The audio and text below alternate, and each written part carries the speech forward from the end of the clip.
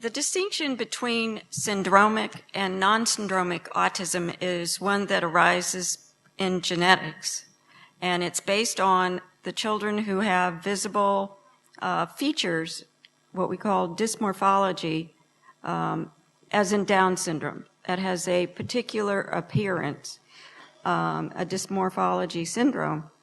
And so geneticists had identified 10 or 12 syndromes that they could identify by viewing the child, and then for many of those they could do some sort of chromosomal analysis and find a large abnormality in the DNA in that way.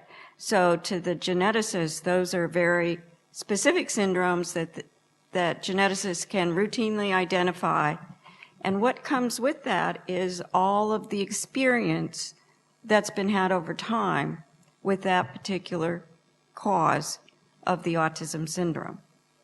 So the value is you can then take this one individual child and find out a lot about how other children with that same syndrome have responded to meds, what complications they have, and oftentimes there'll be other anomalies, like heart defects seem to run with autism in a number of these situations.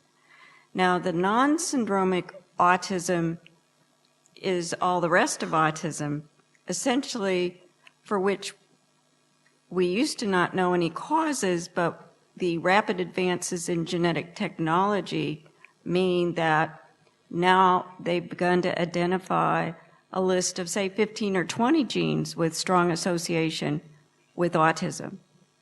So it's not just genetic versus identified genetic versus unidentified. It's really whether there are physical features. So it's most helpful if, A, a geneticist gets up to talk to you and talks about syndromic autism, and you won't know what that is. But the second is when a child presents or an adult for diagnosis, the primary care physician has to know what evaluations to do and what not to do, what's sensible to do.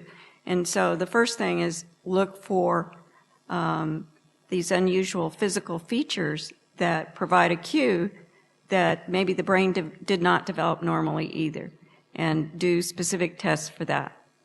But in general, the current recommendation is that all individuals get the microarray genetic analysis because of the discoveries in the non-syndromic children.